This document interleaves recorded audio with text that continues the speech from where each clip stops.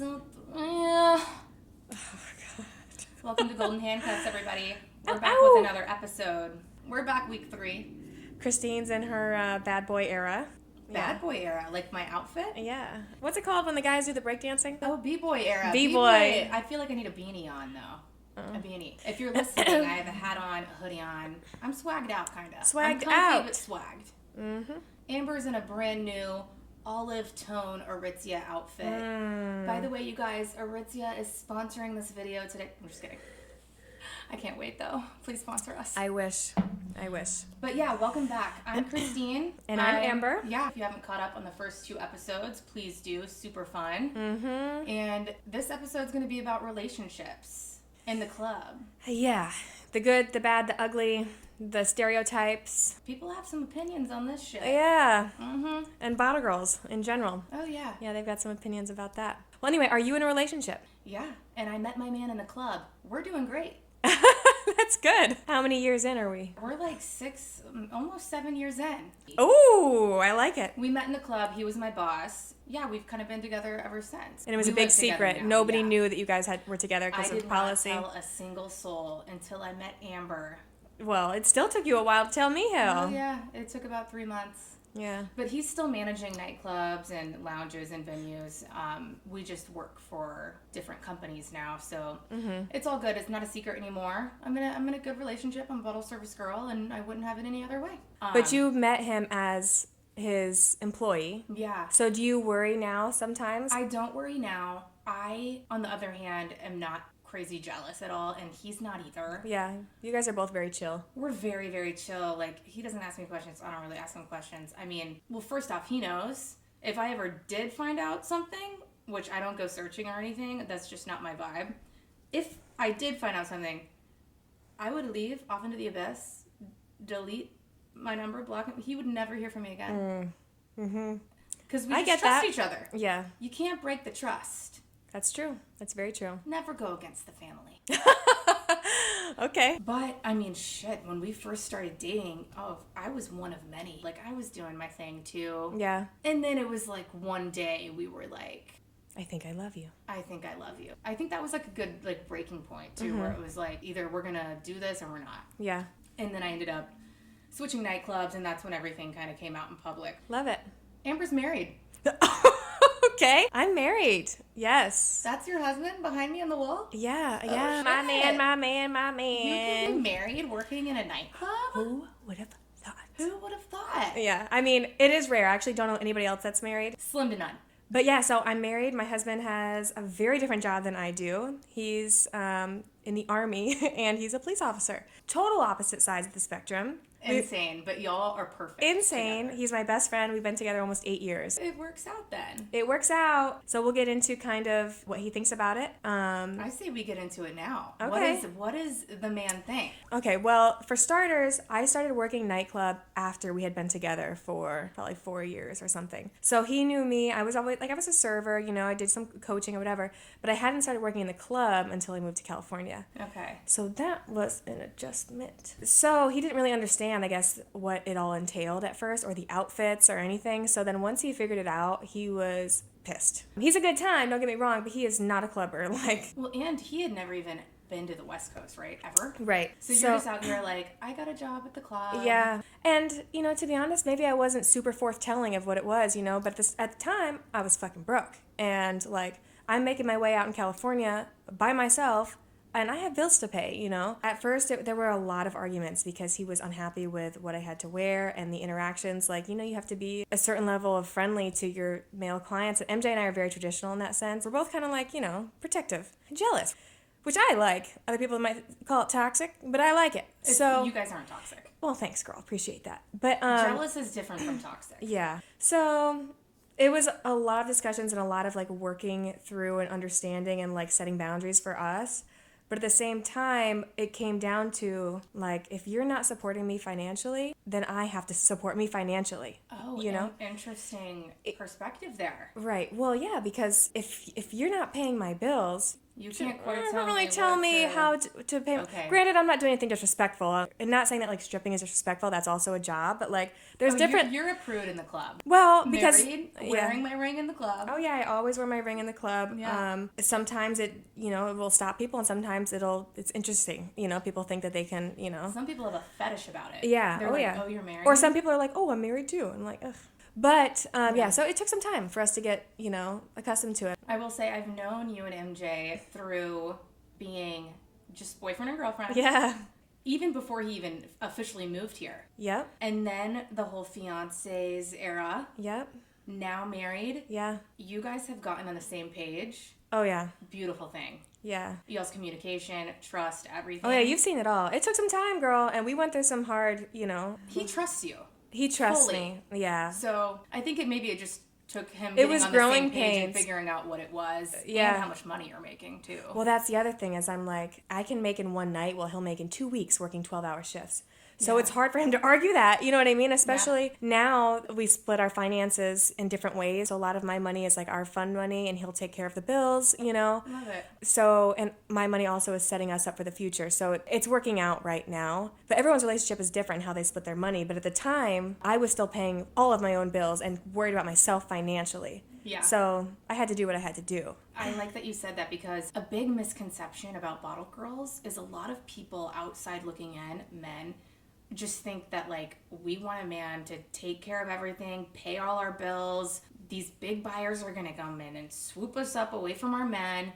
Like that is, for me anyway, and for you and like a lot of girls, that's the last thing on our mind. Absolutely not. If I wasn't taking care of shit myself and holding it down, I wouldn't be working in a nightclub. I'd be at home, Right. getting my bills taken care of and sitting around on my ass. Right. No, like that's not what I'm trying to achieve in life. And I think a lot of guys are like, oh, this girl's just like out here shaking her ass at the tables trying to find a sugar daddy. Which a lot of girls are, like, honestly. But A lot aren't, not everybody, It's kind of like everything. You can't put everyone into the same... Yeah, we're not category. just like in a little box. Right. One girl, her man didn't want her working in the nightclub. And to an extent, like, I get it because... Didn't he meet her in the club, though? That's what bothers me. Yeah. Is if you meet somebody in the club, you were attracted to them then. Right. I get leveling up your life and wanting to do something with it. So if you don't have anything going, I think that's a whole different argument. Like, well, you're doing bottle service and staying up all night and then you just don't have shit going for you. Yeah. So maybe that situation, he probably just wanted her to be more successful seeking other opportunities and not just getting comfortable. So I get it, but also like there's a controlling aspect where it's like, do you trust her or not? And she was doing that when you met her. That's an even harder argument because how can you meet somebody and then you fall in love with them or whatever and then all of a sudden, oh, you can't do that anymore. Never tell me what I can and cannot do. Oh, see, I don't like it. Tell me what to do. Tell me what not to do. You like that controlling I do. shit? But then there's like, some point you put your foot down, you're like, actually, no, but really. Like I said, that's the conversation I had to have with my husband. Well, and I think MJ is also just a protective guy of you. He loves is. the shit out of you. And he's a cop, so there's like natural instincts. He was in the military, all that. So he just wants you to be safe, too. Yeah. Well, yeah, because there is a lot of crazy stuff that does go down in there. I mean... MJ could never have small dick energy. Is that weird to say? I don't even know how to respond to that, Should girl. we clip that out? No, I liked it. Hey, it's true. He could never, because there's some guys that's like, that's small dick energy. Like, you are not allowing your girl to work in a club. Yeah. Like, yeah, well... well, if you're scared she's going to cheat on you or something, then you probably shouldn't, like, be with her then. Okay, so how do clients hit on you? What do you hear the most often, do you think? A lot of guys will approach you and be like, how about I just bump into her and make it seem like I didn't know she worked here? And then I'm like, oh, I'm sorry, you work here. Like, it's off limits. Mm-hmm. But, like, I know they know I work there. Because we're wearing thongs. Also, women, we know everything. Our intuition is telling us that we know you know. Yeah. We know you know that you know that we know. But I think my least favorite thing is when guys are like, oh, let me get your number or something. And I'm like, no, I have a boyfriend. Mm-hmm. And then they're like, so we can't be friends? Ah, classic line. And I'm like, no. Yeah. Like I just said, I have a boyfriend. That'd be disrespectful. Yeah. And then they're like, fine, you ain't cute anyway. And I'm like, Okay, well, check your ego, love that buddy. You just tried to get my number. And but now I'm not that then- cute anyway. But I will say men, like, if you're going to ask a girl for her number or try to hit on her and she does say she has a boyfriend, it's so much more respectful if you're like, totally get it, he's a lucky guy. Cool. Oh, that's the sweetest. Cut it off right there. And then that's it. Yeah. Because, like, I can be a guy's friend. I'm not allowed to have guy friends. I have many guy friends. Yeah. Almost none of them are guys I've met in the club. Because that's not a genuine connection. Usually. 99% of the time, that's not a genuine connection that you're going to continue outside of the club. You get hit on a lot, though. You're a hottie. You know, I have my days. Some days are good days. Some days are not so good days. How do they approach? I don't want to sound like an asshole. But, like, you know, give you compliments. They'll give you compliments. Yeah. I get a lot of stuff about, like, my teeth, you know, because it's, like, dark in there and I guess, I don't know. But, Wait, if you're listening on Spotify and not watching, get on YouTube. Amber does have the most perfect teeth. I got it from my mama. Give him a cheese. Look how cute that is. Okay, you're making me nervous. Okay, anyway, if somebody gives me a genuine compliment, thank you so much, I'm married. Yeah. And the response that really ticks me off is, if you were married to me, I wouldn't let you work in here, or why are you working in here if you're married? And every time my response is, because I didn't marry for money. And I love that response. yeah, I married for love. Yeah, and it's like, also, that's none of your fucking business. And these guys, they don't know what your relationship is. They don't know who your husband Yeah, is. That's such a baseless statement. None of your business. Somebody. And how disrespectful I feel like to a woman, because it's like, what if I just wanted to work here? You know, like, what if I enjoy working here because it's extra cash for me, or like whatever? Like, that makes me not wifey material? Right. Or then they'll, you know, I'll be like, oh, like, I'm married. They're like, oh, I would have gotten you a bigger ring than that. I'm like, ugh. Here we fucking go. Okay, fuck all of that. Yeah, I get that type of stuff a lot. Or like, oh, is that real? A lot of people think I wear this ring as a ploy to like bat off men, you know? And I'm like, no, it's real. I'm actually married. Crazy. Yeah, and even if it weren't real and I'm telling you, I'm still not interested. So do you see a lot of relationships between like your coworkers? Like, are bottle girls dating TSAs? Are they dating managers? In my past, yeah, for sure. I feel like that was more of a thing when I was an actual server. Oh, okay. Like in not waitressing? bottle service. Most of the time, it was me. Oh, Lord, I love it. Nightlife is such a short shift, and you're often just by yourself doing your job or with the girls. You don't have a lot of interaction with, like, the bartenders or even your TSA because it's so loud in there. But with serving food, like, restaurant style, it's easier to, like, form connection because it's not loud, you know. You're in the little back room. Yeah. Do you? As of right now, no, but I did have a manager and a bottle girl hooking up. And like, I think that they were trying to keep it like on the low, you know, which like, it's none of our business. But everyone knows. Everyone knows, especially when the manager grabs her tit in the middle of the floor in front of everybody. And we were like, okay. Confirmed. Yep. Confirmed. Check. But was she getting better sections? Well, no, honey, everybody's making the same money. I but... make the sections. Okay. Oh, you're the boss. Amber's the real boss. I don't know about that, but no, I mean, we all loved her, so like we didn't really care. But you see it, and you're just like, what the fuck? Yeah. But I will say, I am surrounded by and have been tumultuous, toxic ass relationships. Like, it's hard for me to relate to the people that I'm surrounded by when it comes to relationships. Sometimes it makes me paranoid because like they're going through some crazy fucking shit that my life is pretty normal outside of the club. And most people that I'm around, it's not. There's cheating, there's infidelity, there's drugs. Sometimes I feel boring because I'm just like, I don't really have any juicy stuff to like tell you guys. Yeah, no, I'm so boring now. But a lot of times people come to me for advice because they see kind of what I have going on. And other times I'm like, thank God I'm not single out here. Because a lot of people too, thank goodness, I met my husband before I moved to California. And you got very lucky because from what I hear, dating in LA, especially if you're associated with this industry, is a fucking nightmare. A nightmare. And people still like struggling even to find like a date. And these are beautiful even people. Girls I work with in the club, they're just like, dude, I'm gonna be single forever. And Yeah. I'm like, no. But it's just LA. It truly is. Yeah. There's so many options. These dating apps now, social media. It's like you see so many options. Yeah. To choose from. So it's like an online candy store. Yeah. But there are a lot of people in relationships that I work with right now. And good, solid ones, too. Yeah. Do you ever find temptation in the club? Hell no. No one could ever turn your head. No, I don't. Not that you'd ever say this on a public podcast. No. My mindset is just so far from that. We're there to make money in and out. Yeah. And to be honest, a lot of people that come into the club, they're like drunk and they're like flashing their money and you're just like, that's like so far left from what I'm attracted to or what I was attracted to. anyway that I'm like, it's just not my type. I like low-key, under the radar, no social media type guys, or like that's at least what I used to like. Even if there is someone for me, like if I do think they're cute, that's where it stops. Yeah. Like I can think somebody's cute.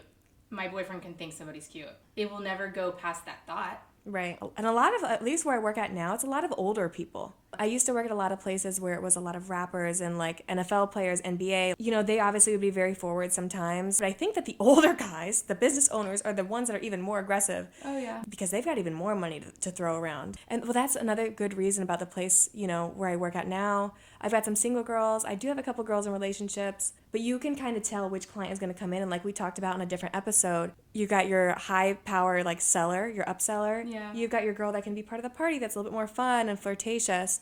And then you've got your girl that's like the people pleaser, can handle any stressful situation and like mend that. Yeah. So it's nice to have different girls to be able to tend to those different clients so that for people like me or like whoever is even uncomfortable in that situation or even have to be in a relationship, doesn't have to deal with the client that wants to have a little bit more fun. Yeah. You know, you could put the girl there that's younger and more like open to it because she's having a good time too. Of chess. It is. Those players around. Yeah. And at the end of the day, like people will judge bottle service girls for like even being there. But at the same time, you're still going there. You know, and like Ooh, you're, amen. Well, it's true though. If you hate service girls that much, but you're still going to the club, Make it make sense. make it make sense. Make it make sense, guys. Yeah. Ooh, wait. I'm going to flip this around right quick. Flip it, girl. Just had some on the top of my dome. Okay. Flip it around. Okay. MJ is a promoter in the club. Fuck no. Oh my God. Hell no. Absolutely not. Stop it. Never. Never. Over with. You're kidding. Girl, fuck that. So what's the difference? First There of is all, a difference because they have to get a lot of girls. they are on Instagram texting 20, 30 girls, excuse me. Completely different role. 20, 30 girls a night to get them to come in and making them drinks and like getting all these girls like drunk and like, I guess that's kind of what we do. We get guys drunk, but like totally different. We're not having all their numbers like, hey, meet me at so-and-so at 8 p.m. Don't be Right, late. right. Come to my table. Come to my sponsored dinner. No, yeah, hell no. Granted, there's a couple promoters that are very like, Okay, they're manager great. of the club. No. I'm dead right now. No. I'm dead. I could see myself if I met like a guy, you know. We're going to get a lot of comments on this video. People are going to hate me. They're going to be like, No, you they're not gonna hate hypocrite. They're going to hate me. But. Well, but guys are guys. Guys can be guys. But again, that's a stereotype too. Wait, hold on. Not all guys are guys. They are all guys. Are we getting canceled? We're not going to post this episode. No, I'm just kidding. Okay, let me retract. Okay, retract back. If I had met a guy who happened to be a manager of a nightclub when I was single and I fell in love with him, different. Cool.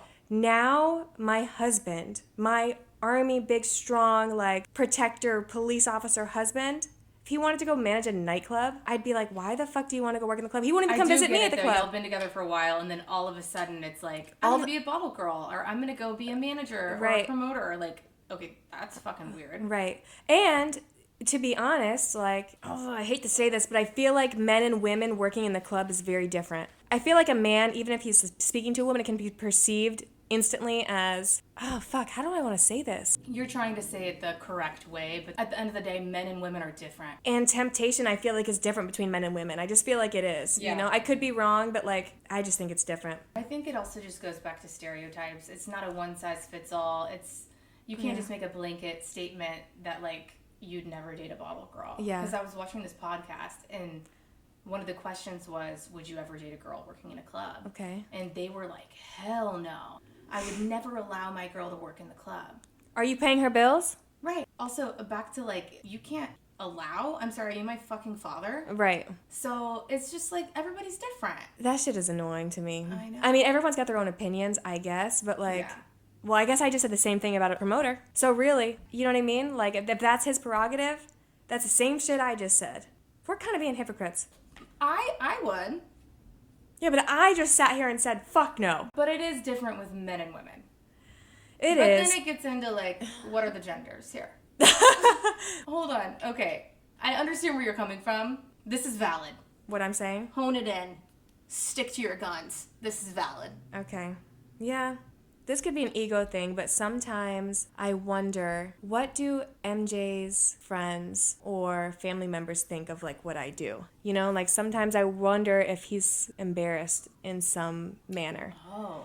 I do find myself when people ask me what I do, and this goes back to what our podcast is about, like challenging the stereotype of being a server. Like, why am I feeling insecure about being like, oh, I'm a bottle girl? Right. We can make like anywhere from 100 to 200,000 a year, you know, working 3 to 4 nights a week for 3 hours, whatever. So like we know that we're financially stable, but there's something about it that makes you kind of hesitate for a second, and you're like, because we didn't go to college and then get our bachelor's degree, and we're working in like the medical field from 9 to 5. Well, I did get a bachelor's degree. Yeah, and you were fucking on the news. A sports broadcaster, Yeah, sports broadcaster. Yeah, and I do have a bachelor's degree, and I don't use it. How much were you making then? $13 an hour. Wow. For 10-hour shifts. Ew. Yeah. And now you could make $100 to $200 an hour. But yeah, so sometimes I wonder that part of the relationship. I'm like, I wonder what they think, and then the other part of me kicks in. It's and like I'm constantly you have so much going on. Yeah, for you. But I constantly am battling my my thoughts, and I'm sure you do too. Where it's like long term, okay, no, that you just be grateful that you can do this for now. It's the same kind of thing, Yeah. With relationships, but constantly battling. Yeah. In your own mind, yeah.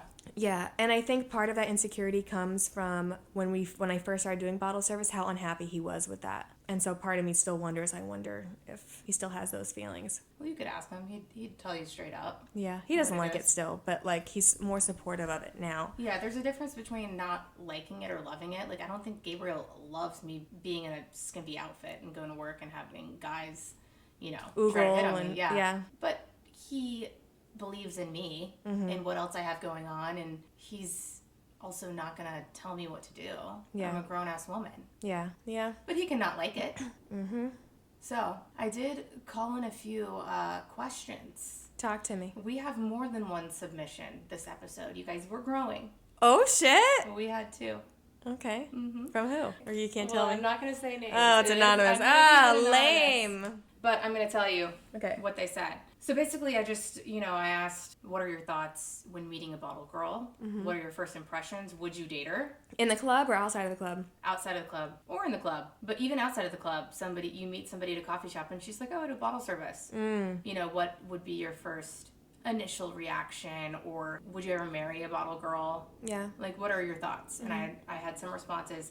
This person said, from 24 to 32, I only dated bottle service girls. But would I date He was a TSA. This person... He's a TSA. No. He's got like a full career now. His career is closely related to like nightlife and events and stuff. But he just said, would he date a bottle service girl now? It doesn't matter what job you have. Is she a bottle girl that's emotionally intelligent, intellectual, trustworthy? Then yeah. Wow, okay. Other particular, if she's doing it for a job and is over that life and doesn't need to be in a club in her nights off. Oh, okay, yeah. So we're not just party girls. Like, in my nights off, I don't want to fucking go to a club at all. I'm on this couch. Yeah. Some people are out and about, though. So it just depends. Yeah. Well, also in different cities, it's different. Like places like Vegas, part of your job is to go out and entertain and like get names on your list and whatever. Yeah, you have to have a guest and you list. have to go out. I can't wait to talk to a Vegas bottle girl and pick their brain because it's different out here in LA. Totally different. We don't have group outings. Yeah. He did say she'd also need to have something that she's working towards, for sure. And this person said that he hustles. He needs a girl that hustles too, so he respects the hustle. He just wants somebody that's intellectual, somebody that's open-minded and working towards something else, not just stuck in that environment. Right. That's a great answer. Yeah, I think it's a great answer. I appreciated it. Yeah. Another person, one of 2. To your bottle service question, the woman I love the most did this a long time. Wow, okay. The thing to know is I knew that meant really rich assholes were around her. What I didn't like was the skimpy clothes or costumes. Fair. Only because I knew some jerk could harass her and it was more out of a protective aspect. Just because he felt like she could be degraded or disrespected. He said, just know I'm never as rich as someone that can spend $20,000 on champagne. However, I will still give as much of the world as I can so lovingly to my person that I hope that she recognizes that as value rather than just a dime. Was that MJ? Did MJ respond to that? No, but I feel like That's some shit MJ would say. I fucking love this response. That was great. Yeah. And even like us as individuals, you couldn't catch me dead spending $10,000 on fucking alcohol. That's reckless. It's reckless. Unless I have billions of dollars. No, even then. Fuck you money. Well, I guess, yeah, if you've got fuck you money, then, and I would go back to a place where I know my girls were still hustling and you know, and He let just them said- eat, but... Well, yeah. He just said ultimately it comes down to just her being safe. That's good. And her feelings are valid. You got two very good responses. I feel like that's not necessarily, like... A universal response? Absolutely not. Oh, so you got a response too, or did you Google it? Oh, so this is from Reddit. Oh, okay. Yeah. So this one says, I'm a pretty secure, confident dude. Like, I know when my girlfriend has been talking to other dudes, nothing is going to happen there. My question is more like, on average, what are these sorts of girls like when they aren't working? Are they super smart and know that they can make money off their looks and just milk it when outside of work? Or even outside of work, do they live for Instagram and the likes? And if so, do conversations revolve solely around that?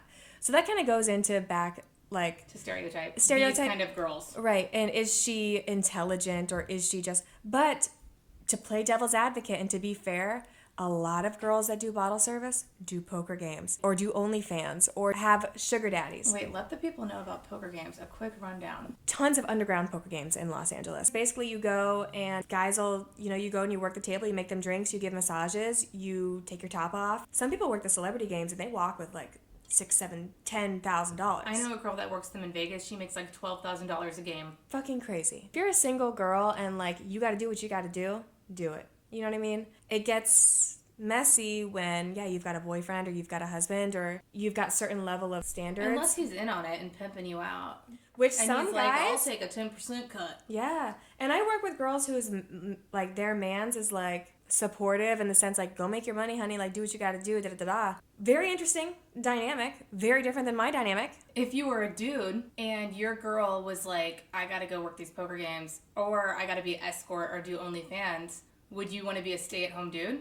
Where you're like, fine, if you're going to do that, you're taking fucking care of me. I feel like if I were a guy, I would be the one to be like, you're not doing that shit, I'm going to take care of everything here. So you don't have to do that shit. Okay. You a man, girl. You a man. Look now, honey, money maker, honey, okay? I love it. No, but at the same time, if I'm a dude and I can't afford my shit and I can't afford her shit, who am I to tell her not to do that? But also, being an escort and working poker games like that, that's a different type of girl. And to be honest, I've worked a few poker games. When I first moved out here, and MJ knows this, we've had this discussion, and I didn't really understand what they entailed because I was so green coming out here, but I got the opportunity to work it. I knew these girls were making stupid money. And once I saw what was going on, I was like, you know what? No disrespect to y'all and what you guys have going on, but like... You can say no, too, to the guys, right? You can say no, but you don't make any money, so you're going to stand there all night. Got it, you know what I mean? For me, it was uncomfortable. I knew that it wasn't right for me to be there. By the way, no judgment to any girl that does that. Like you said, make your money. You have to do what you have to do sometimes. Yeah, hustle, make your money, baby. Right. It's whatever. But you're in a relationship and you just want to and respect even his if boundaries. His boundaries, and if it were me on a personal level, it's just not my vibe. Yeah. That's just,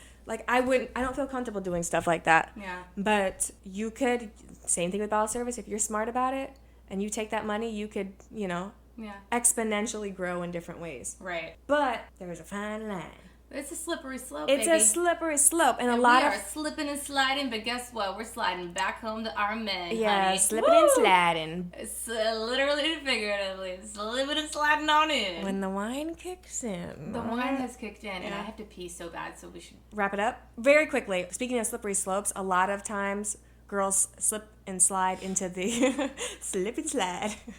I can't. Oh my god, okay. Okay, I'm about to get a little serious, so I feel like this is like a bad segue into this. But like slip and sliding into like alcohol and drug use and things like that. So like a lot of times working those late night games because you'll be working from like 7 at night to 7 a.m. To stay up. I personally don't think I have an addictive personality, but I think a lot of people don't know if they do or they don't until they try. I have an addictive personality. And then they try and it's fucked. Yeah. And I've had addiction in my family and it's torn shit apart. Oh yeah, same. I had to detox from caffeine. You remember that? That was terrible. Oh yeah, girl. It was dramatic. No, I totally detoxed.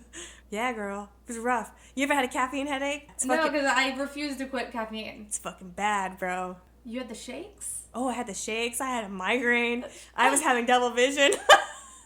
No, seriously, it's fucked up. dead. So if y'all are drinking caffeine every day, wean off that shit. Caffeine's a hell of a drug. It's a hell of a drug. Well, okay. I mean, that wraps up relationships. We covered a lot. We did. Yeah, and there's even more than I think that'll come out in different episodes, like little things that'll happen. You can definitely look forward to guests being on our show almost every week. All different angles of like approaches in the club, different positions, different cities, even like different relationships, like outside relationships looking in. So make sure to check our social media, Instagram, Twitter. Should we get on Twitter? I love that you threw that out there. I mean, fuck it. Let's do Twitter too. No Twitter. Well, girl, I don't even have TikTok. So what's like the handle? At Golden Handcuffs Pod. We'll be dropping episodes every Wednesdays. Everything is honest and authentic. So please don't cancel us because we're just trying to be real. Yeah. And respectful. I love that. Yeah. All right, y'all. We'll see you next week. Holla.